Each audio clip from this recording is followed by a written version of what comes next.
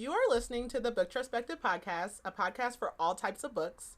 And even though we read all types of books across all different types of genres, we want to give a disclaimer. Many of our books and a lot of our content sometimes is intended for mature audiences. And we don't believe in censorship, but we do want our listeners to have the opportunity to decide if our episode or podcast is good for them. So with that, let's get into the episode. Hey, it's Dominique. And Keely. And you are listening to Booktrospective. And this week, we have a two-parter. Ooh. We are doing A Court of Silver Flames by Sarah J. Maas. Woo! And you guys know I audiobook everything. My daughter was like, "Is that say 26 hours?" So, yeah, that's why. So, from here on out, at least for the next 4 Sarah J. Maas books, they're going to be two-parters because every Crescent City book is 800 pages or something. I don't know. Lord. They're all long. This book, and then we're doing Crescent City after this, so those will all be two-parters. Throne of Glass, it's been a minute. I feel like in the beginning of those, they're not too bad, so maybe, but anywho, so this week we're going to do part 1 of A Court of Silver Flames. So, A Court of Silver Flames is broken down into 4 parts. Now, my plan is to actually do them, like, split them where that is, like, so at the end of part 2 to end this one. However, I'm just going to watch the time and be like, okay, maybe I've been talking for too long. and then I might just end it there. I have, like, a thought of, like, okay, this might be a good place, too, in my brain. So we'll just kind of see what the time's looking like, but... I love the Icelandic. It's good. I'm a water snob. I'm a bit of a water snob. I definitely don't drink Aquafina or Dasani. Oh gosh, no. I'll just drink soda because I cannot stand when I go places and I say they have Aquafina or Dasani. Like, that's just why have water? Yeah. So yeah. I mean, I don't even consider that water. I don't know what that is. Poison. It's I cannot believe there are people who willingly buy that. Like, I'm not even spending money on that. Nope. Mm-hmm. I'll just get a soda. Like, I'll just get anything else. I'm not drinking that. It's nasty. I discovered that was nasty when I was a kid. Like, when I was, like, in elementary school. I was like, oh, that's terrible. Yeah. So, like, I know it's bad. Dasani tastes like it goes through the pop machine. It does. Like, that's exactly what it tastes like. It tastes like it's made by Coke. Like, that's exactly what it tastes. And then, like, a pop machine that's not been cleaned. Yeah, like, it has an aftertaste and everything. Like, water's not supposed to have a taste. See, and we should have started talking about this when we started. No, I'm recording right now. Oh, are you recording? It's actually already recording. I just hadn't started anything, but it is recording, so I could put this in here. See, that'll be in here. We are water snobs. Definitely water snobs. And I'm a big spring water. Oh, I'm a spring water. My mom used to shave. She's like, "Is this purified?" I'm like, "Was it?" I don't know. So then I just started buying them. So now I'm like, okay, I only want spring water. Yeah. Mm-hmm. I've transitioned to the spring. I was like, when I got this Icelandic the other day, I was like, "Is this spring?" I was like looking at them because I was gonna get this or I can't remember what the other one was. I was at the gas station. I don't remember what it wasn't Fiji. I was looking at something else. I was like, well, that's spring. I don't know. I was like, well, I like the way this bottle looks. So I was like, I'll get this. I said, it has a pH of 8.4. It's alkaline. We're good. Yeah, no, I don't do purified. Definitely won't catch me with the Aquafina or it's so Dasani. bad. And it's like it's places like Disney World. Like, you'll be so thirsty. And they have freaking Dasani and Aquafina. Like, what is that? What is that? I'm like, I will drink the water out of the sink faucet. Yeah, like, I'm so thirsty. Please quench my thirst. And then it's like, that's all you have. And it's like $5. Right. Like, and I don't want it for free. But I'm definitely... You couldn't pay me to do Yeah, I'm definitely not spending $5 on it. Like, that's crazy. Well, you see, there water. People who don't think that water has a taste, they need help. Yeah. Yeah. So, wow. I guess we can officially start. Before we get into all of that, Keely, how was your week? Oh, my week was all right. Nothing special. We had our, first horror book. Oh, yeah. That was yesterday. Yeah. And it was quickly interrupted by a tornado. We're fine. We're alive. Yeah, we're okay. Our neighboring cities, not so much. Yes. But yeah, other than that, not much. Yeah, I didn't do much this week either. Yeah, so we are Midwesterners, and so we had the horror book club last night, and one of our book club members is from Tennessee, so she's not used to tornadoes.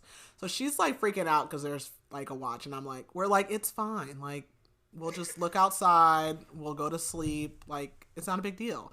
And then we got a warning, and I'm like, okay, wait, which one's worse, the warning or the watch? And like the Amber Alert sound goes off of the phone, so she's like panicking. So we're all trying to like talk her down, and I'm like, they never land here, and it didn't land like here, but very close. Yeah, probably about, I'd say maybe like 10 minutes. Yeah, 10 minutes from here. There was one like very close to my house, which I live like on the outskirts of the city, so I'm almost farmland, and that's basically where it hit. So, yeah, we did not do very well. I was like, just go to sleep, you'll be fine. Like, we're like trying to like joke about it. And normally nothing does happen here. Like normally, you guys know, like Midwesterners, they stay in their front yard, they look at the tornado, they're like, oh, what tornado? Yeah. Yeah, no, there was a few tornadoes. Yeah, that's stereotypical, like standing out on the front porch in the rocking chair watching the tornado pass by. Like literally, that's a stereotype for a reason. It's what true. We do. It is true. I look from the window, but like true, fair. Yeah, I mean, Cam walked outside multiple times and went to get food. She said you went to Wendy's. So she's traumatized. But we were really, I mean, Keely's bookstore is like in the safest place. It's downtown, and it's in like this old brick building, and it's like an inner suite of the building. So like, I think we would be good. Yeah. And we're on the first floor. Like, I think we were fine even if anything were going to occur, but yeah. So hopefully prayers to all of those people. Yeah. Though. Tornado. That's the only thing we get snowstorms, but that doesn't normally like damage like that. But the tornadoes are, hopefully. I don't know. I don't know if it's anyone lost their lives or anything. On the like announcements, they're saying that there hasn't been, but I was told that they aren't wanting to release whether or not until they have like confirmed. Wow. So I hope not. I hope no one did. I was like, I hadn't heard anything, so I don't know, but prayers to all, and with reconstruction and displacement and all of those things.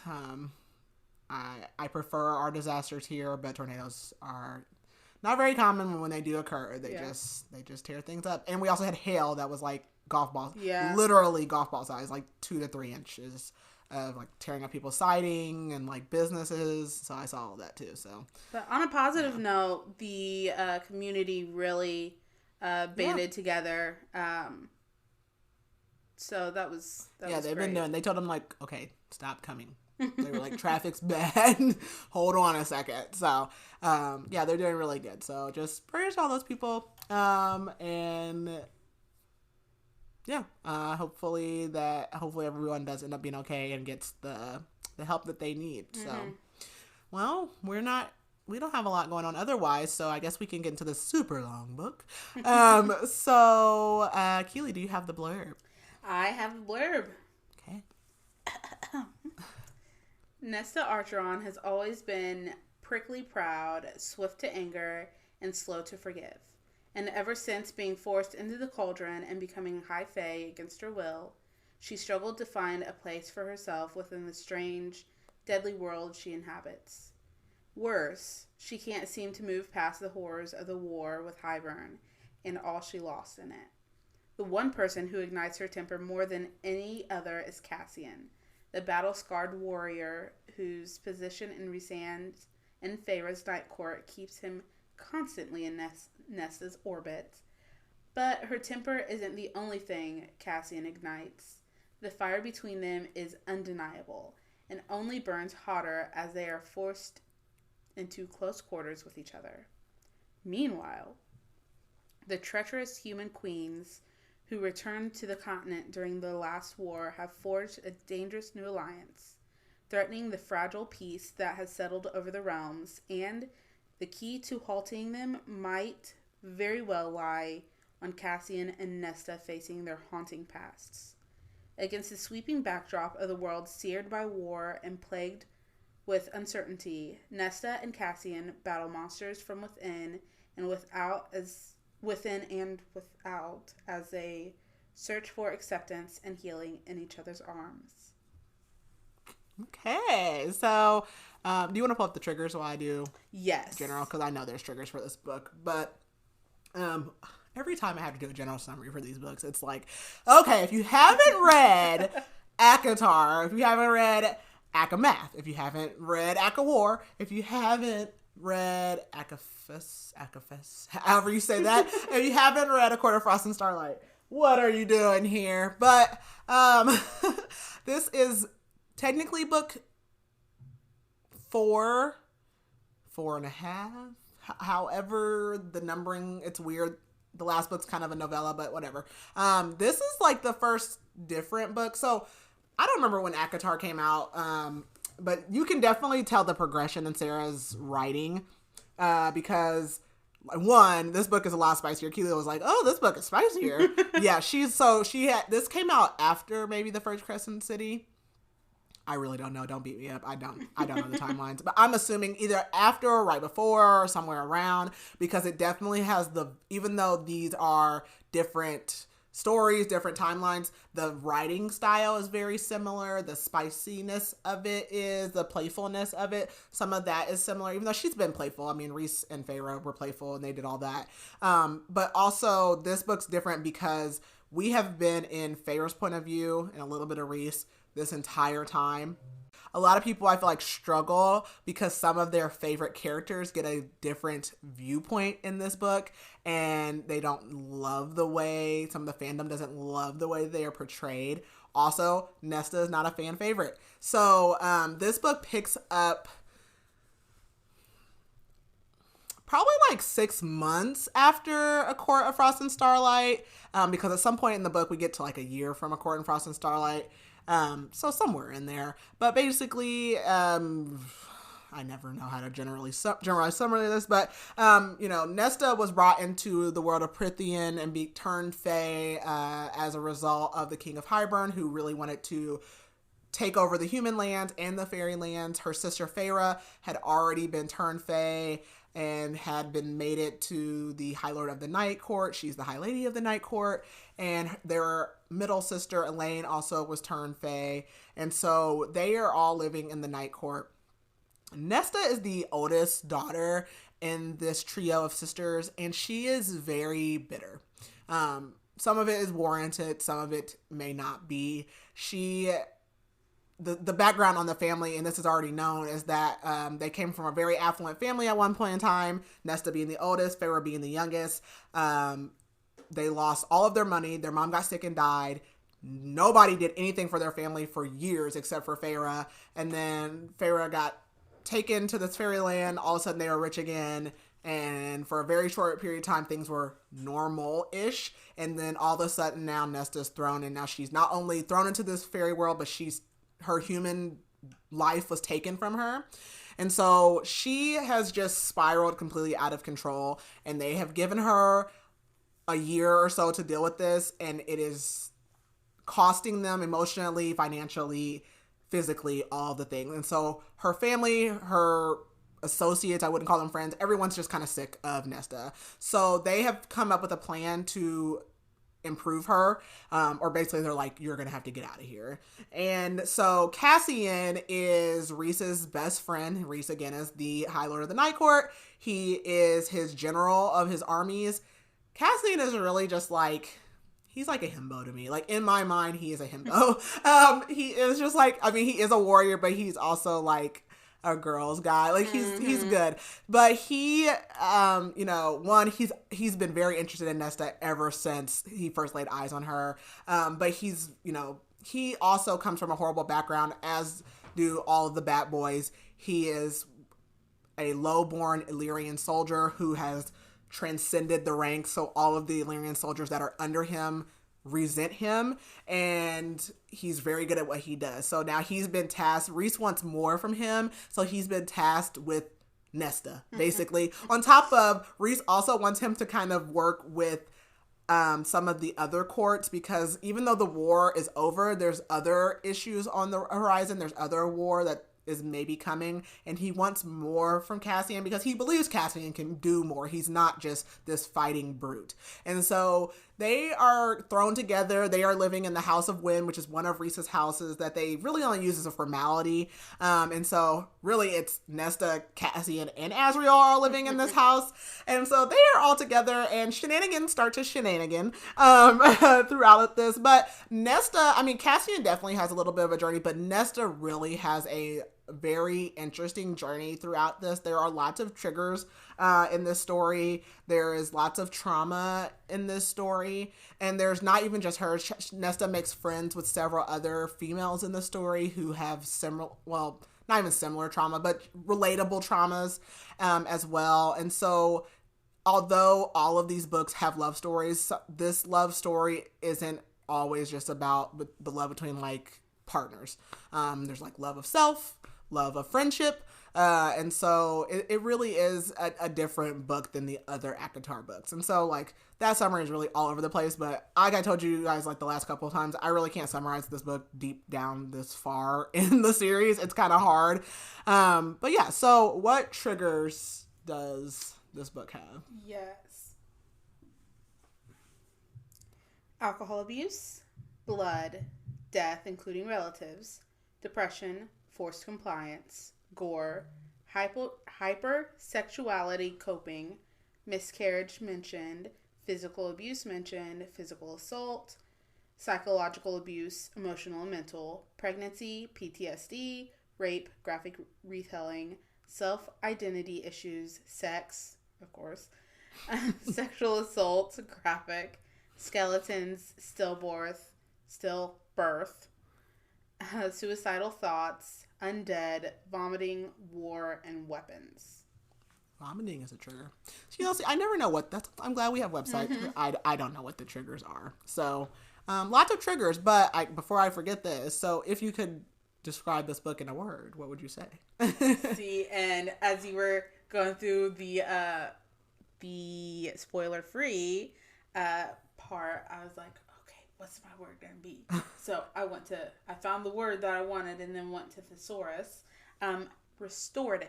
Oh, that's really good. That is a good one. I've already used this word in my summary, but you know what? Now that I think about it, I don't think I want to use that word. Nope. Change my mind. Okay, I will use that word. I'm just gonna say my word is transcend, which I did say in the summary, but I think that's a good word. So, okay, well. If you haven't done all the other things, if you have not read this book or all of the other books in this series, I don't know what to tell you.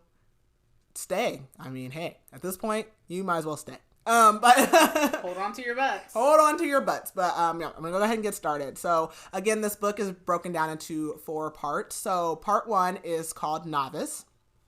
And we open up to a flashback from Nesta. Also, this book jumps between Nesta and Cassian, and like not in any like clear like this chapter's Nesta, this chapter is Cassian. So it's like all over the place, but it's from both of their point of views.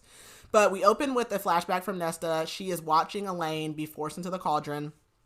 She comes out as Faye, and then she's just remembering like her experience of being forced into the cauldron.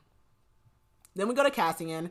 So he is outside of Nesta's apartment, and he is hesitant to knock on the door because it's Nesta. Nesta is, she is a force to be reckoned with. So, and like, he knows she's going to be pissed off because like the last encounter that we know of these two having was Solstice. He followed her home, tried to give her present, and she's like, leave me alone. So, yeah. But he knocks on the door, she answers, and she's only wearing another man's shirt. And he thinks about how the last time he saw her was when they actually had all gone out on a boat. And I guess her and Amren got into like a little bit of an argument, and now they have fallen out. Which previous to this book, Amren was Nesta's only friend. So now they aren't even friends anymore. Cassian tells Nesta that she's expected to be at Feyre's river house, which, if you remember, Rhys at the end of the last book, Rhys had the river house built for Feyre, kind of for like solstice or whatever. So they want Nesta at the house by 9, and all he can think about is just like how thin Nesta has gotten, and she just looks bad, like unhealthy bad.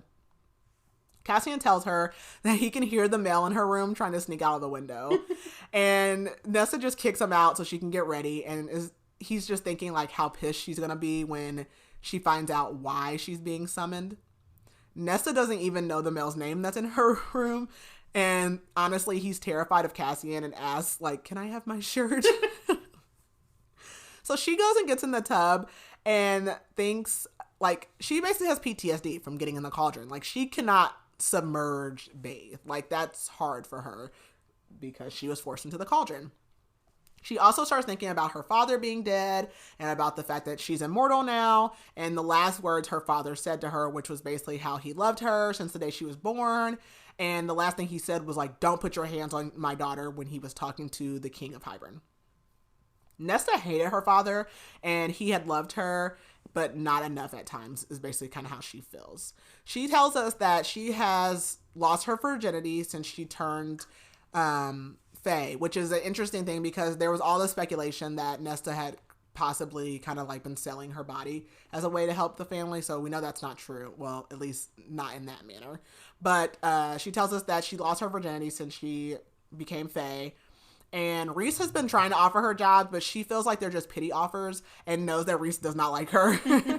But the same reason that he doesn't like her was the same reason that she lives in this apartment. Like, Rhys doesn't like her because of how she did not help Feyre when they lived in the cabin and Feyre was taking care of the family, which I've said that while that is true, Rhys, you don't treat Elaine the same way, and that's not fair. Yeah. But Nesta should feel bad because that was messed up. So, you know, there are multiple sides here. So Nesta secludes herself because she knows that she messed up. So she also has like a ton of locks on her doors, and like she's like, no matter what, no matter how drunk I get, she makes sure like that she secures herself from the beasts and the monsters that are out there. So when she comes out, Cassian is waiting for her with a grin, like, because he's a goofball.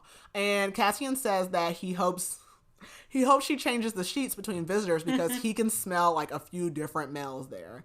And he tells her to get a scarf, and she doesn't. So he goes inside and like grabs the scarf because like, I told you, girl, it's cold outside. She thinks of the human queens who hate her because basically when Nesta was forced into the cauldron and turned Fae after Elaine, she stole something from the cauldron. So the human queens had betrayed Rhys and everybody because they wanted to be immortal. So when the first human queen tried to go into the cauldron, it made her immortal, but it made her old and ugly, and a crone is what they call her. So she's got it out for Nesta, but they haven't heard anything from these human queens like since the war, so they're kind of concerned. Nesta hates Feyre's new house, and apparently there are portraits of every single person, like in the inner circle and their family, even their father, but Nesta does not have one. So I'm like, dang, that would kind of hurt too. That would hurt my feelings too. And so then Nesta says, she starts talking about how her father doted on Elaine and Feyre, and I was like, are we talking about the same person? Because right. I'm like, I don't remember anybody doting on Feyre. Like, Feyre couldn't even read. I don't know. Okay, but okay. So she goes into the house and she's basically meeting, and there's Rhys, Feyre, and then Nesta comes in. Amren's also there. Cassian's there. I can't remember if Azriel is there. So Nesta starts telling us how she destroyed her relationship with Amren, and Nesta thinks how she doesn't have any powers except for whatever she took from the cauldron, because some of the Fae like just naturally have powers, but Nesta doesn't. She took something from the cauldron, so it's not like her given powers. But she doesn't want to investigate whatever power she does have because she's afraid of it. Amren tells Nesta that she looks terrible, and basically says she looks terrible because you stay out all night. Like, you stay out to the darkest hour drinking and having sex, basically. So Nesta says that I didn't know it was your business. And so everyone basically has a concern about it. So Nesta's like, I'm not going to stay here and listen to that. And Rhys is like, you are going to sit down and shut the hell up and you're going to listen to what I got to say. And I was like, all right, where do you want me to sit?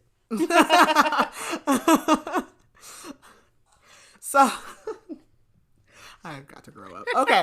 So Reese tells her to sit down, and Feyre's like, Reese, you said you wouldn't butt in. So, like, he's trying to be good. So Feyre tells Nesta, like, you know what, Nesta, this is my fault, and I have allowed you to get this bad, and I need to fix it. And Nesta's like, fix what? And Cassian says, you. He's like, your bad attitude. So Feyre says that I was trying to give you time after the war, and Reese butts in again and says, you're done. Like, the apartment, the drinking, all out night, all the males, like, you're done, all of that. And Nesta goes, okay, well, where am I going to go? And Cassian just says, with me, you're going to train with me. Feyre tells Nesta that you're going to live at the House of Wind and train with Cassian at Windhaven, which is one of the Illyrian camps. And then in the afternoons, after training, you will work in the library under the house. So there's a library under the House of Wind that Reese used. Like, it was always a library, but, like, years ago, Reese started taking women that are priestesses who have been abused in some sort of way or fashion, and that's kind of like their sanctuary down there. So they, like, work in the library, but, like, males are not allowed down there really without permission. So, or no one's really allowed down there without permission. So Nesta's going to work in that library as well. Cassian is also thinking, like, while they're having this meeting, like, Feyre has this weird shield around her, and she tells everyone it's because Helion is the High Lord of the Day Court, and he's been teaching Reese, like, to do different shielding. Which, did you have any idea why that she had this shield around her? Like, was anything like? I had no idea. Okay, I was wondering. I was like, no idea. That's weird. Okay. So Nesta's like, yeah, I'm not doing that. And Amren says, this is not a negotiation. Amren tells her that her apartment is being packed right now as we speak, and all of your stuff is being sent to the house, the House of Wind. Cassian's just kind of thinking, like, he wishes that he wishes that Nesta knew that this was more so out of concern and, like, not a punishment, but obviously she's taking it as a punishment. And Nesta tells them, I am not a member of your court. And Amren says, well, you spend the court's money, and you accepted Reese's offer to be, like, the emissary to the humans, so you technically work for us. Which, in, like, just a minute, Cassian's like, that's a law. And Amren's like, no, I made that up. But nobody reads around here, so only Amren would know that. So basically what happened this morning before this whole meeting is Cassian had been over at the house, and Reese and Feyre get this bill from the bar last night. Oh. And Reese just starts reading the bill out loud. Feyre starts crying because she's embarrassed. Reese is pissed, and he's like, I'm done with this. So they make this plan up, and they tell Elaine, and Elaine agrees to it as well. So Amren also tells Nesta that you are going to stay in the house and you won't be able to go to the city unless you are able to make it down 10,000 steps and find money to spend when you get down there. And basically, you'll stay up there for a couple months. We'll reevaluate how you're doing, or you can go to the human lands where no one will talk to you because they don't like the Fae. Those are your two options. So Nesta snaps at Feyre and says, like, it's all your fault that I'm even here and stuck like this. And Feyre says, like, you know what? I don't care what you say to me. And Nesta goes, okay, that didn't work. So she's like, okay, well, Elaine needs to see me. And they are like, Elaine's the one packing your stuff right now. So she's pissed. Like, oh, okay. So everybody's just decided, like, I'm a problem. Yes, they have. Feyre tells her, like, if Elaine wants to see you, she knows where to find you. And Cassian tells Nesta, like, I don't bite. And Nesta accuses this, like, she's like, this is your idea. And he is just like, you know what? Yeah, like, it's mine. Like, he's like, I'll take the blame for it. So Nesta says, I want to speak to Feyre alone, which Reese is like, absolutely not. But he gives them a moment and goes out there. And Nesta just can't believe that Elaine is also okay with this. So she asks Feyre, like, why do you care all of a sudden? And Feyre says, because you didn't turn yourself around. Like, Feyre's like, I thought if I gave you time, like, eventually you would snap out of it and stop drowning yourself in alcohol every night and stop sleeping with all these men every night, but you just are getting worse. And Feyre says, all you've done is help yourself to our money. And Nesta's like, it's your mate's money, which, no, that's my money. Right. That is my money. Pause. You're a little too loud. Feyre says, I tried to get you to help me and stay in this house. And Nesta says, why would I want to stay in this house with you? And Feyre says, because you're my sister. So Nesta starts thinking of how it would hurt to have like hope and joy and love. And that's Nesta's whole thing is like, she doesn't want to be close and around Feyre and all of them because she just feels like as soon as she has any kind of like hope or good, like that's basically what happened in ACOTAR. Like she started to feel like, okay, we're going to win, like good things are going to happen. And then it gets taken away from her. So that's like her whole issue here. Feyre tells Nesta, you spent 500 gold marks last night, which I don't know how much that is, but apparently it's a lot. And she says, I was embarrassed for my family to hear the bill. And that sets Nesta off because she hates that Feyre calls the inner circle her family, but that is her family. And that makes Nesta go like, oh, was your family so terrible that you had to find a new one? Yes! As a matter of fact, you made me hunt in the wood for years by myself, come home. Not only did I kill the animal, I had to kill it, clean it, cut it up, and cook it, and I couldn't read. For years. Absolutely, I had to find a new family. Are you crazy? I can't believe she even said that. Like, why would you even say that? Feyre tells her that you are going to go to the House of Wind. You're not going to give them any trouble. And if you have any free time, you can spend it however you want, but you have to stay in the house. And there's like a fire going, and Nesta starts thinking about how she can't listen to fires burning because it just reminds her of her father's neck being broken. And then she starts thinking about like that whole thing again, the cycle again of like the last words he says to her before he was killed. And then Feyre also tells her, like, you're not even going to be able to go back to your apartment anyways because Rhys is having the building condemned. They're going to tear it down and they're going to rebuild it as shelters. So Nesta says, I'm never going to speak to you again. And Feyre says, that's fine. She says, you could talk to Cassian. I know that didn't do nothing but piss her off. I know that pissed her off so bad. So Nesta says that I want to talk to Elaine. And Feyre just says, Elaine will talk to you when she's ready. And now Nesta is upset because for the longest time, it was always Nesta and Elaine, which again, that's messed up, Nesta. And now she's upset because she feels like it's like Feyre and Elaine. Like, okay, you're all sisters, first of all. And like, so it was okay when you guys were isolating Feyre. But now you're upset because you feel isolated. Like, see what I'm saying? These are the problems we have. So we go back to Cassian, and he's kind of thinking about how it's been almost a year since the war happened and how I guess they had a blood right after ACOTAR, and it took care of some of the issues they were having with the Illyrians because some of the Illyrians, and I've complained about this in the last episode, ACOTAR episode, some of the Illyrians felt like they were set up to die in this war, which I am so very confused by because, again, your little purpose in life is to fight in wars. Like, that is why Illyrians are born and bred. So when you go to war and you die, now it's Cassian's fault. I'm confused. Like, I'm still trying to understand that. So they basically have this blood right, which will get explained in a little bit. And they like kind of fight to the death with each other. And so some of their problems got taken care of, but not all of them. So Rhys wants Cassian to start taking on bigger responsibilities. And he tells Cassian that Nesta is a challenge, but she's actually not like the big thing that he wants him to be doing.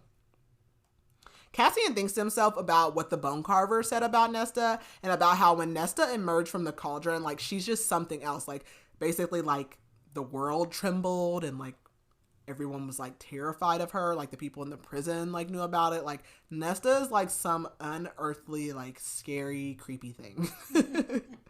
So he's thinking about this, and Rhys admits to Cassian that like he's afraid of Nesta a little bit too. And Cassian says that you need to start getting in the training ring so your mate doesn't find your soft bits. And Rhys says, "Oh, I don't have any soft bits for her. I'm dead." Okay. And so Cassian gets a little jealous sometimes of Rhys and Feyre, not because he doesn't want them together, but because like Cassian wants what they have. Like they're just so Rhys and Feyre, and like he wants that. Rhys tells Cassian, I just think that you can be much more. And Cassian says, like, I'm your general. That's enough. And Rhys knows, like, he's being hesitant. Rhys says that he and Azriel think that the human queens, have been scheming, and that's why they haven't heard anything from them. And he wants Cassian to check it out because Azriel just has too much on his plate right now. And basically, like, Azriel does what he does. Like, he works in the shadows, but he wants Cassian to start being more like a courtier and, like, work with the actual people face to face. So Cassian gets Nesta so they can get ready to go, and he asks Nesta if she kept her fighting leathers from the war, and Farrah says that she made Elaine pack them so they'll be at the house like when they get there. And Moore appears, and she's going to be the one that winnows them to the house. So the House of Wind you can't winnow directly into, so Moore basically winnows them like super close and then like drops them in the sky, and then Cassian like flies them the rest of the way. I just would love to see this play out in real time because that you got to be real quick. Yeah. I don't know if I want to just free fall in the air like that. I like, can you just fly us? Like, why can't we just fly? Like, I don't know why we have to winnow and fly. So, whatever. But that's how they get there.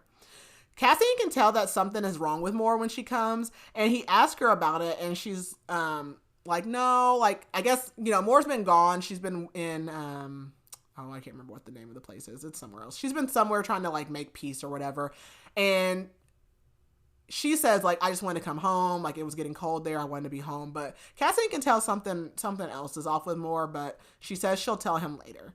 So Moore winnows them pretty close, and then Cassian flies them into the House of Wind and tells her, like, that's the only way into the House of Wind unless you're going to go up them 10,000 steps, which is not the down for me. It's the up. Like, I mean, the down's bad, but I'm never coming up them. Mm-hmm.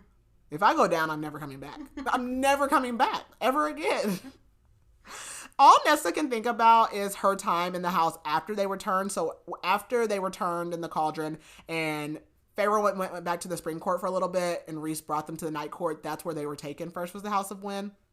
And so Nesta's kind of reflecting on the time they spent in the house, and she's thinking about how afraid she was at that time for Elaine, because at that point in time, Nesta really was in a better place. But Elaine, like, she was so worried that Elaine was either going to accidentally or purposefully kill herself because she was just like a vegetable. Like, she just wasn't doing anything. They tell Nesta that she's going to be staying in her old room, and Nesta really kind of just thinks like, okay, it doesn't really matter. Like, to Nesta, nowhere has ever felt like home to her. Like, not the House of Wind, not Feyre's houses, not the new nice house they had that Tamlin got them, not the cabin that they lived in, not even the house that they had before they went poor. Like, basically nowhere has ever felt like home to her. And she starts to think about how she had almost really kind of adjusted to this new Fae life before the war. And then all that, the war happened, and now it's like Elaine is normal-ish, and she's completely like hit rock bottom. And she has a bunch of guilt basically for only saving Cassian during the war, because there was a moment in ACOTAR where she felt the cauldron like brewing. Not to be funny about it or anything. And so she, like, Cassian was in the sky with his soldiers, and she starts yelling, like, Cassian! And so he comes down, and literally all the Illyrians in the sky, like, were obliterated. So she has guilt about that also. Cassian tells her that Azriel's also going to be staying at the House of Wind, or that's where him and Azriel stay anyway. So their room is, like, upstairs, and she's going to be on the floor underneath them. And Cassian wants Nesta to start, like, eating some more to get prepared for training. And she's like, I'm not going to be training. Cassian goes to meet Moore at a tavern, and he's just thinking about how he used to love, like, the attention they would get out in public, like, being like, oh, you're Rhys's general, blah, blah, blah. And he doesn't care about that anymore. Like, basically, once Amarantha imprisoned Rhys, he really, like, let go of what he calls, like, that childish life and started to take things a lot more serious. And Moore tells Cassian that they should just put Nesta in the Court of Nightmares because she would thrive there. And Cassian's, like, hurt, but he also agrees with everything that she's saying. And Moore tells him that she's been trying to get... Oh, she's in Valahan. That's where she is. She's been trying to get Valahan to sign the peace treaty with basically Rhys and the Night Court, but they won't because they think that the queens are going to be stirring and that there might be another war coming, so they don't want to sign and then be on the wrong side, basically. But that's why Rhys wants Cassian to start checking on the queens when Moore goes back to Valahan to kind of, like, just keep an eye on things. And Moore just can't figure out why the humans would want to start a war that they can't win. Like, they don't have any magic or power. So, like, why would you start a war with the Fae?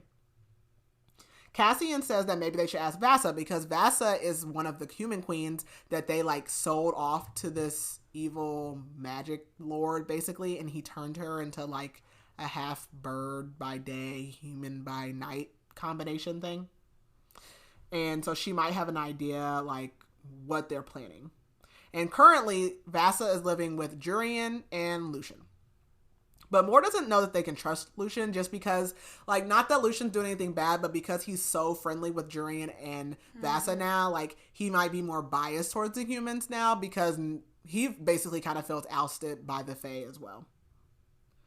But she thinks that Cassian can go talk to Lucian and just kind of, like, gauge, like, how he is feeling, and then they can decide from there. Cassian tells Moore that he misses her, and he feels like she just looks more sad every time she comes home. And he asks her, like, is it about her dad? Because he still hasn't come to Valaris, even though Rhys made him that promise. And he's like, we can warn him if he ever comes. Like, you don't have to stay away just in case your dad comes. And apparently Eris, which is Lucian's brother, has been delaying Kier from coming to Valaris. And they're kind of concerned as, like what is he giving in order to keep him from coming? Like, why would he even care to do that? We go back over to Nesta. She was asleep and she kind of wakes up panicked thinking that she's back in the old cottage, and then she realizes, like, I'm in a bed, I'm safe, I'm good. So she starts thinking about how her mother died and, like, how she used to try to live up to being kind of like a princess that her mom wanted her to be, and how she almost married someone that her mom wouldn't even have approved of, which was Thomas Mandray. Is that how they say his name? I think.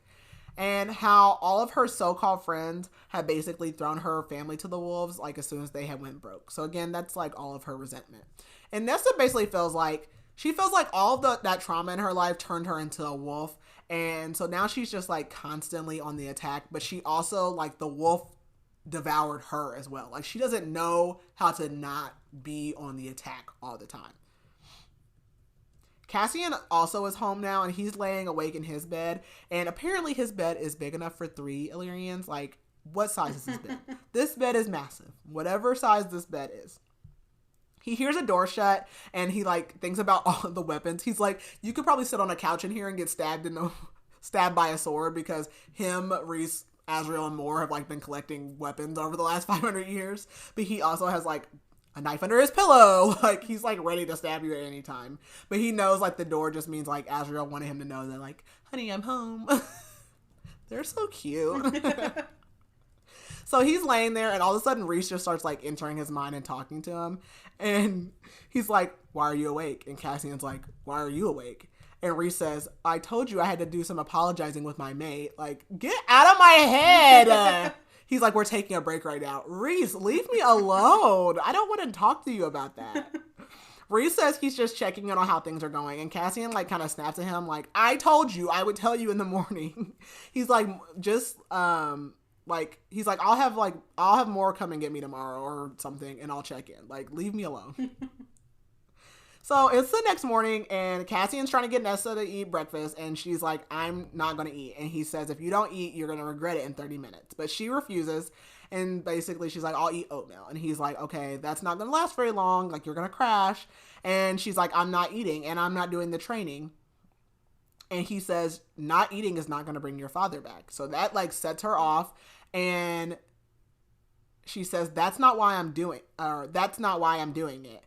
And Nesta tells Cassian he needs to mind his effing business. And Cassian says, who taught you to curse like that? And she says, your lot. You guys have the filthiest mouths. And so, like, Nesta basically said, like, Cassian, you need to mind your fucking business. So Cassian says, well, I'll keep my fucking opinions to myself. So Nesta does, like, kind of, like, shove down some breakfast. And then she walks by him and, like, rubs on him and basically is like, I look forward to your silence, Cassian. He grabs her arm and tells her that he's ready for the challenge. And it makes him think back to the kiss that they kind of shared at the during ACOTAR. And she's starting to think about, like, the feelings she had for him, but she just can't stand to allow herself to feel that way for him. So she immediately, like, shuts herself down. And she tells him, like, if he thinks training is going to make her sleep with him, then he's delusional. And he says, no, it'll be you climbing into my bed. So they go to Windhaven, and Cassian, like, cannot handle how she looks in leather. He's like, oh, she looks so good. I can't take it. And apparently, like, Cassian hasn't had sex since a month before Amarantha was killed, which is like almost 2 years at this point. So he's like, I'm dying. Help me out. They get to the camp, and Devlin is like over this camp. So Lord Devlin is like the least misogynistic of all of the Illyrians, and he's pretty freaking misogynistic. He's pretty misogynistic, so like that's saying a lot. But he tells Nesta, like, he says, I don't want her here, and he says any weapons that she touches have to be buried.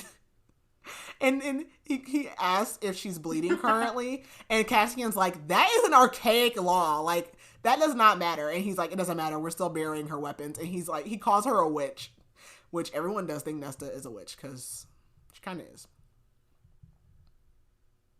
So Cassian goes out to the fighting ring, and he's like, you know, warming up or whatever. But Nesta walks off, and she finds this little rock, and she sits on it.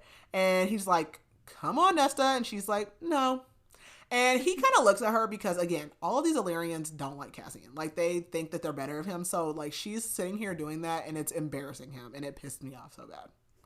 So Nesta's like, I came to training. I fulfilled my need. Like, I'm here, and I'm not doing anything.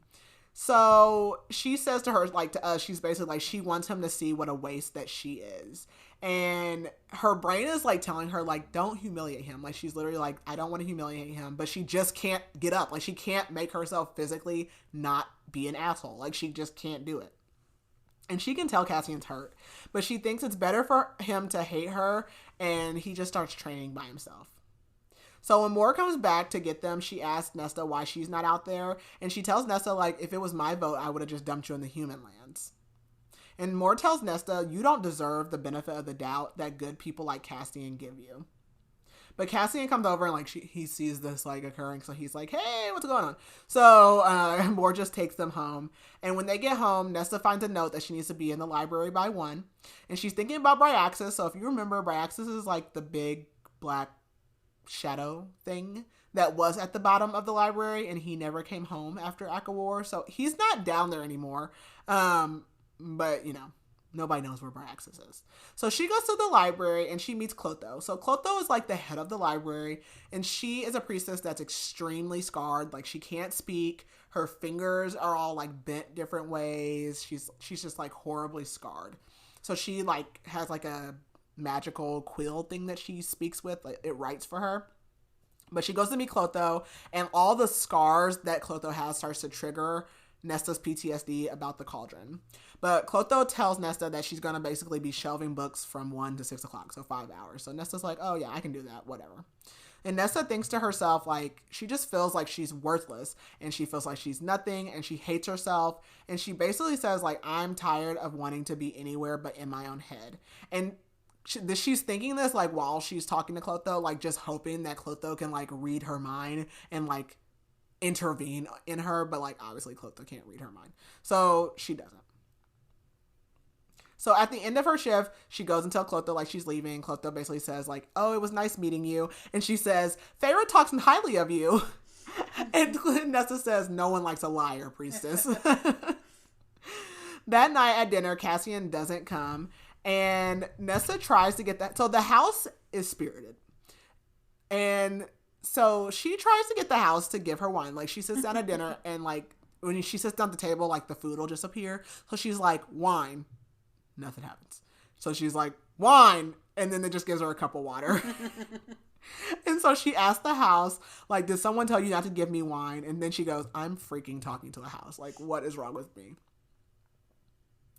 In the meantime, Moore has winnowed Cassian to Lucian's house, and he's living with Jurian and Vassa, and they call themselves the Band of Exiles. So Lucian answers the door, and he says basically, like, his brother Eris is also there, and Cassian's pissed because he hates Eris because of everything that happened with Moore, but he's like, okay, I'm gonna think like Rhys. Be Rhys. What would Rhys do? WWRD.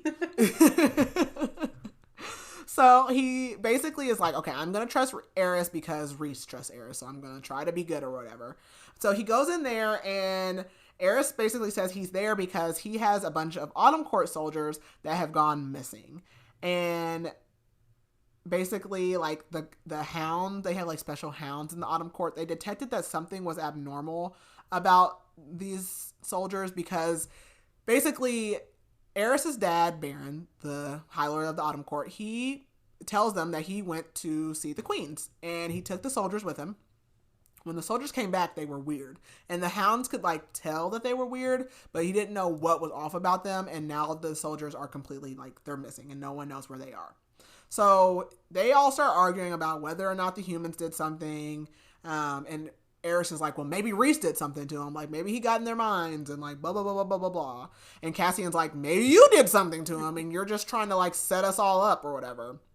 And Jurian basically says, like, I don't think it's the humans. Like, they don't have any interest in, like, coming into the Fae world. And Cassian asks Vasa if maybe her sisters could have done it, so the other queens. And Eris shoots him a look like, okay, you're talking too much. And Cassian's like, I suck at this job so bad. Like, please get me out of here. Vasa says that Brialyn, which is the queen that was turned old, the crone queen, is basically out for revenge on Nesta. And Lucian can sense, like, Cassian's rage when they start talking about Nesta. And Cassian's just really surprised by himself and realizes, like, basically he has feelings for Nesta. Jurian wants Cassian to ask Azrael if he can track Brialyn, but Cassian thinks, like, this might be some kind of a trap, so he doesn't know if it's a good idea.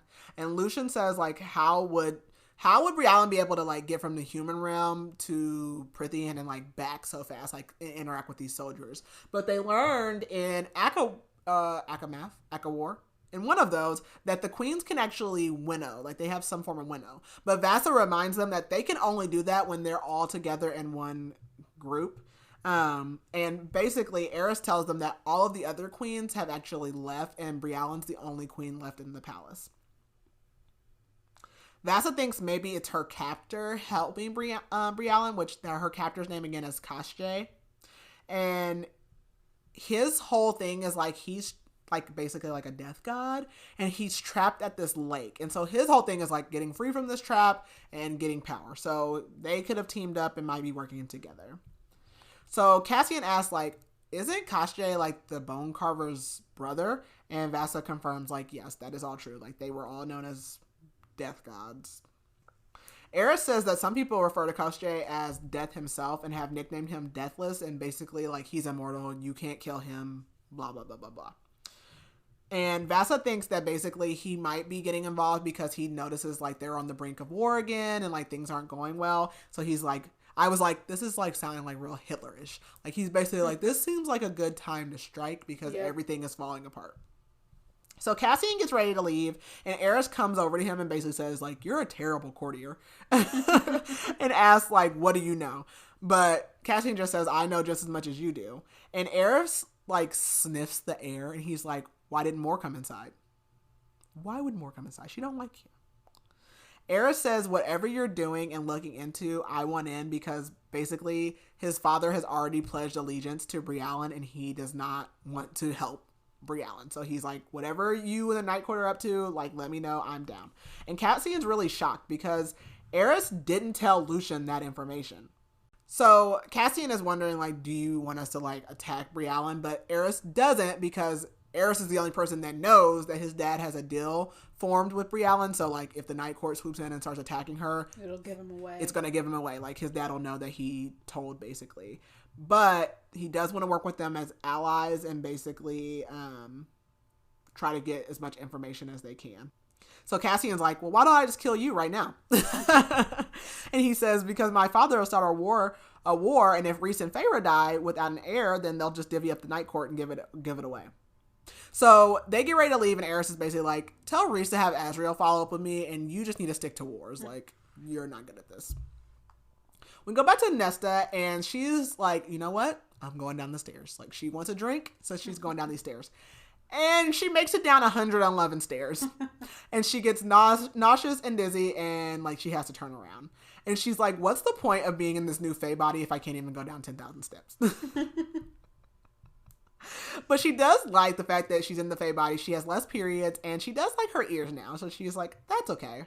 So when she makes it back up the steps, Cassian is waiting for her, and she, like, barely makes it up. Like, she's, like, crawling up the stairs when she comes up there. And Cassian basically had, like, when he left Lucian's house, he went and reported to Rhys and like the rest of the inner circle. And basically he had talked to Feyre about everything Aerys said, and Feyre basically thinks that Baron's aligning with the queens, and that Feyre thinks that by Baron aligning himself with the queens, it puts Aerys in a particular situation, because Aerys is like a fence straddler. He's trying to do like whatever is going to get him in the right position. So he doesn't want to go against his dad just yet, but like he's not going to like 100% like he's not going to be on his dad's side either. So he's trying to like stay as innocent in this whole thing as possible and not really choose a side. And Rhys is basically like, well, who's our bigger threat? Like the queen and Baron, or like this other stuff with like the soldiers and everything. So basically Rhys wants Cassian to just keep a close eye on Aerys. And Amren tells Cassian, like, just keep reaching out your hand to Nesta, like she will come around, just keep working on it. So when Nesta like is crawling back up the stairs, and she basically tells Cassian like whoever designed those stairs was a monster.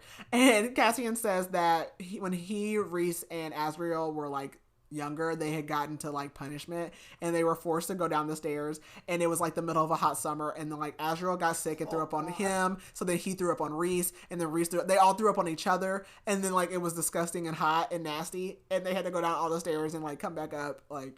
And then go clean it up. Like, horrible. Cassian tells Nesta that she's weak and, like, basically tries to, like, lift her up. So, the next morning, she comes to breakfast, and she does actually eat, but, like, her legs are aching. So, she, like, tries to rush and get to breakfast and, like, sit down. So Cassian doesn't see her struggling. And... so when Cassian and Asriel come into breakfast, she's like, I want to train with Asriel. And he's like, if you can't train with me, you're not going to train with Asriel. Like, I don't know why you think... She's like, that pretty face? He's like, yeah, that pretty face, I'll eat you up and spit you out. And that is why we can't wait for Asriel's book. I'm going to be unwell. But anyways, so Cassian says, you won't make it through a training with him. And he's like, if you can barely go down the stairs without your legs hurting so much that you can't stand up from the table. And so she's like, I don't care what happens, I'm going to stand up from this table. So she like pushes down the table and stands up. And he says, it doesn't count if you use your hands. And she says, is that what you tell yourself every night? And he says, is that what those books teach you? Is that it only happens at night? I love them so much. So, like, she walks out, and Asriel goes, do you guys need a chaperone? And Cassian says, you are the chaperone. So, that day at training, Nesta still doesn't participate. Like, she just sits there and watches again. But Cassian is like planning to just send her to Rhys's mom's house.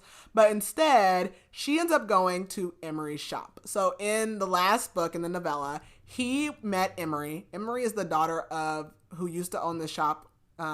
It's like a clothing store for the Illyrians. And her dad was killed in the war. Thank the heavens. He's a terrible man. Yes. And so she goes in and meets Emery, which Cassian had already suspected that they would get along great. So Nesta goes to Emery's shop, and the first thing she notices is that she like has scars and that her wings were clipped. And Nesta asks, like, can no one heal your wings? And she's basically like, no, it's too complicated, and probably only the High Lord of Dawn could do it. So Nesta's basically in there because like she's not training, so she's cold. So she's like, oh, do you have like fur-lined leathers? And Emery's like, oh, like, you know, I could probably think about it, blah, blah, blah. But then Nesta remembers like, oh yeah, I also don't have any money because I'm cut off. So Emery's like, oh, like Emery knows who she is. So she's like, oh, like I can just put on the High Lord's account. And so Nesta's like, no, like I'm cut off, like whatever. So Emery's like, well, I could look into payment arrangements. And that's when she goes to like tell Emery her name. And she's like, oh no, I know who you are. You killed the King of Highburn. So after that morning of not training, they go back to the house, and she sits down like at the table, and the house tries to force feed her a bowl of beans, and she's like, I'm not hungry. So she goes to work in the library, and she's asked Clotho like if Bryaxis is back, because like when she starts going lower in the library, it is still dark down there. And Clotho says like Bryaxis never hurt any of us here. Like, he was down there the whole time. All the priestesses were down there, and they were just, like, hanging out. And Clotho basically says, like, she doesn't think that Bryaxis did anything to them because they had already faced their worst fears. And that's what Bryaxis is. Like, he basically makes people see their worst fears come to life. So, at work, the bowl of, like, beans appears again, and Nesta, like, yells, and she's like, I am not hungry. And a priestess walks up and is like, who are you talking to? So this priestess comes and gives her books to sort, and Nesta is like, I don't work for you. You're not my boss. You are not my boss. And we learned that this priestess is Gwyneth. She goes by Gwen. And then she starts to think, okay, like, this girl's a priestess here, so she's probably had trauma. And so she starts to feel bad. And Gwen notices, she's like, I don't need, like, your pity or whatever. Like, just sort the books because, like, that's your job or whatever. And then at the end of the day, Nesta goes to Clotho and starts to, like, complain about Gwen. And Clotho's like, yeah, I don't care. Like, I don't care. Whatever. So after work, she asks the house for the soup, and, like, the house won't bring it to her. And she's like, oh, so now I can't eat. And then it, like, does bring her the bowl. And then it starts to light a fire, but she's like, no fire. No fire. So she still won't light fire in the house. Cassian comes in a little bit after this and finds her talking to the house about cake. So the house, as she eats her dinner, and she's like, oh, can I have chocolate cake? And she's like, I bet you this isn't Cassian approved. And he's like, who are you talking to? So he comes in and he takes her cake, and she's like, that's mine. And he tells her, like, well, if you train, you can learn how to steal it back from me. And, like, he starts eating it.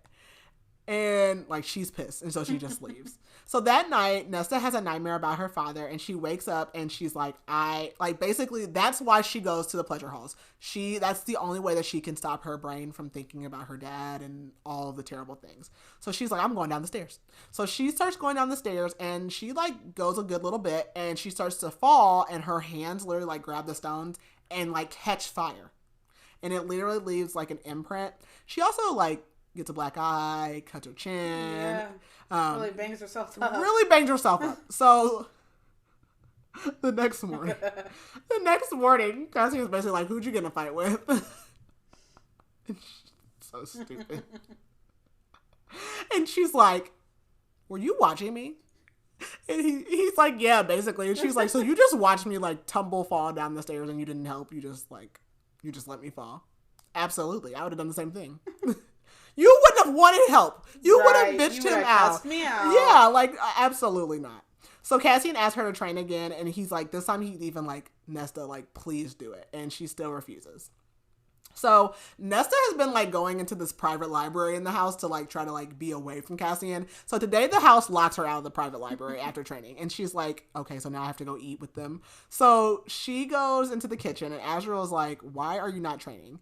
And Nesta says, I'm not training in that miserable village. And Cassian says, like, well, Rhys gave you orders, and you know what happens if you don't comply. And she's like, Rhys is an asshole. And she's like, and I hate him. And Cassian says, well, good, he hates you. And he's like, everyone hates you if that's what you wanted. And she says, are you going to tell me you're the only one who doesn't and that I should be grateful? And he says, no, I'm done. And she says, are you done panting after me too? Because that'll be great. And he says, the training was to help you, not punish you. And Cassian is like, he's thinking, like, I'm just sick of reaching out my hand. Like, Amber told me to reach out my hand. I keep doing it, and I'm getting slapped in the face. Like, I'm sick of it. So Feyre comes to visit, and Cassian asks, like, why do you still have this shield around you? And she's like, I don't know. Like, Rhys is still working on it, and I haven't figured how to break out of it yet. So they talk about Moore and Valahan and, like, Nesta not training. And Feyre tells Cassian, like, Nesta doesn't hate you. And he tells Feyre, like, well, Nesta doesn't hate you either. And she's like, I don't really know about that. And Cassian asks why they can't just get along. And Feyre says, I don't know. We've always been like that. So Cassian thinks about the training, and he's like, maybe the location is the problem. And he realizes, like, he can't, like, even send Feyre through this shield. Like, he's like, what is this damn shield? He's like, I can't, he, like, wants to, like, hug her, give her a kiss on the forehead. He's like, boop. It's like, he's just, like, bouncing off, like, the glass. Like, you can't see it there. He cannot even touch her. So the next day, they move the training ring to the House of Wind. And Cassian knew that basically Nesta doesn't want to train in front of the Illyrians because she feels like she looks like an idiot. And you know what? Fair, because that's one of the reasons I hate going to the gym. Because I don't know what I'm doing. I am an idiot. So I understand that. And so today he's like, I'm going to offer you a bargain. He's like, if you do an hour of training right now, I will owe you a favor for whatever you want, whenever you want it. Which is a stupid bargain. But whatever. They love to make stupid bargains. So Nesta agrees, and he is like, okay. He takes his shirt off. He's like, where's my tattoo? I'm covered in tattoos. Where's my tattoo? And he finds an 8-pointed star tattoo along his spine. So Nesta's like, oh, okay. Like, are we playing with swords? He's like, no. We're working on your balance. Like, Nesta, you could have been doing this for weeks. So they work on breathing and stretching their toes. And she's like, what the hell? So she says, well, you let Feyre jump right in. And he said, yeah, Feyre already had skills when she came here. She already killed the Midgard worm, killed Andrus the wolf and the thing. She solved the riddle somehow that she couldn't read. And Feyre already had skills. Nesta thinks how Feyre had those skills because Nesta never helped her, and she tells Cassian, well, Feyre taught me how to use a bow, but he's like, yeah, but you can't use an Illyrian bow, like, these are, like, huge. I didn't even use these till I was, like, a teenager, basically. So they start working, and Nesta's struggling, and after an hour, Cassian's like, do you want to do another hour? Do you want to do, like, cooldown? And she's like, what's a cooldown? So she's intrigued. So they keep working, and Nesta asks him, like, why do some of the males clip female wings? And Cassian tells her that him and Rhys have basically shut that down, but he assumes that she's asking about Emery and says that Emery slipped through the cracks because her father clipped her wings during Amarantha's reign when Rhys was locked down and, like, they couldn't really, like, control things as much. Nesta tells him that the breathing has really helped quiet her head, and Cassian says that he didn't mean what he said earlier about everyone hating her, but Nesta says it's true, and he says, no, it's not. That's why you're here, is because we care about you. And he's like, I want you to know that I don't hate you. Nesta says, and I have never hated you, Cassian. Oh. I know. So Nesta goes to work, and she is starving. Those toe exercises, like, she is starving, she's sore. And Gwen comes up to her again, asks her for a book, and she's basically like, I work for this lady, her name's Meryl, she's not nice, she's unpleasant, and if I don't find the book, I'm going to be in trouble. So basically, Gwen was supposed to bring her the 7th edition of this book, but she accidentally got the 8th edition, and she's almost getting ready to start reading the next one, and she's got the wrong book, so whatever. So Gwen's like, I can't fail. I don't like to make mistakes. These females took me in and I don't want to fail them. Because Gwen's like, you know, she's one of the trauma priestesses and she's like, these ladies took me in my time of need. I try to do right by them. And Gwen also tells Nesta that basically, like, once they come to this library, they don't leave unless, like, they leave. Like, they can leave at any time. But, like, they generally don't. Like, they don't go to Valaris and then, like, come back at nighttime or anything like that. They stay there until they're ready to leave for good, or they just stay there permanently. In their free time, the priestesses, like, they have holy services with music. They basically have, like, church all day long. That's basically what they do. So Gwen tells Nesta that before she came to the library, she was like an acolyte, and it was a very small part, but in Akamath, there was like a mission that Azriel had to go on, and he saved Gwen, and she'll talk about it later in the book. So Nesta tries to summon the book from the house, and it works. So she is like, okay, I'm going to go swap this book out so she doesn't get in trouble. So she goes to Meryl's office, and she's like, okay, I'm going to swap the book. But Meryl's like, what are you doing here? And she's like, oh, like, aren't you Rosalind? And Meryl's like, so you think we all look alike? You think we're stupid? So she basically, like, pisses Meryl off, but she is able to, like, swap the book out. And she loves, like, pissing this lady off because she's, like, a jerk. So she swaps the book out and she goes to find Gwen. And then she gives Gwen the other book, and Gwen thanks her. And Gwen says that her boss is researching worlds, and I want to highlight this section. So Gwen's boss, Meryl, is researching worlds, and she believes that the worlds overlap, but and she believes that there could even be up to 26 different worlds. But now she's actually researching the history of the Valkyries. So there was a league of warrior females in Prythian history. They have died out now. The war 500 years ago actually wiped them out. Most of them died in the war, and the ones who didn't basically let themselves die because they were ashamed of not winning. But they were basically like Illyrians, but females. So they didn't have wings, but they were female warriors. So the next morning, Nesta hasn't come to breakfast, and Cassian's a little concerned. So she didn't come to dinner, but he basically was like, oh, she's tired from the toe exercises. And he knows that she's eating because, like, he checked and made sure the house was feeding her. And basically, like, he goes up to the training ring, and Nesta can, like, barely climb. I'm like, what were these toe exercises? Like, what is... Right? She can barely climb the stairs, but she comes up there, and she trains for 2 hours. So today, they work, like, her muscles, and he's, like, kind of, like... He's trying to, like, bend her legs. He's like, you got to get the lactic acid out. I'm like, oh, my God, you're such a gym bro. And Cassian asks about her mom, and Nesta says that her mom was a worse version of her. And Nesta asks about what happened to the priestesses at Sangrava, which is where Gwen came from. And basically, Sangrava was a temple where pieces of the cauldron was, where Hybern was trying to put the cauldron back together. And so they basically, like, pillaged it, his warriors. And Azrael and Moore saved different priestesses from there, including Gwen. So Cassian has to go with Rhys to meet Eris, and they meet in the spring court because Tamlin is not doing his job. Like, he is like permanently in beast form, and he is not patrolling or doing anything. So it's like a safe meeting ground. But Cassian is like allergic to pollen and cannot stop itching. He hates the spring court. He's like, I want to get out of here.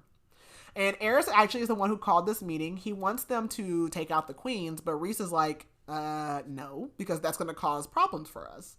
So Eris says a beast prowls these lands now, and it's basically like Tamlin. Like, he's like the manners in disarray. Like, Tamlin is literally at rock bottom. Like, dude, pick yourself up. Apart. Yeah, like what are you so depressed about, sir? Pick yourself up. Life is not that bad, Tamlin. Like, oh my God, he is so dramatic. And Eris basically tells them, like, the same reason that I want my father gone is the same reason that I left Moore untouched that day in the woods. And Cassian says, you left Moore for dead. And he says, you should ask her the truth. And then he leaves. And Cassian noticed, like, throughout this meeting, Rhys seems super distracted, but he, like, just can't figure out why. Back at the House of Wind, Nesta tries the stairs again. And this time she makes it to 150. So 40 more stairs. And when she gets back up to the top, the house gives her a little reward. It runs her a bath, gives her a book, gives her some chocolate cake. The house likes smut, so she's having a nice old time. And then she goes to the library. And when she's in the library, she just stares down into the dark pit. So again, she knows bright access is gone, but it just feels like the darkness is watching her. But then Gwen comes and, like, interrupts her, and she's like, let's go higher. And she says that some of the other priestesses feel like the darkness is watching them too. Almost like, it feels like a cat is, like,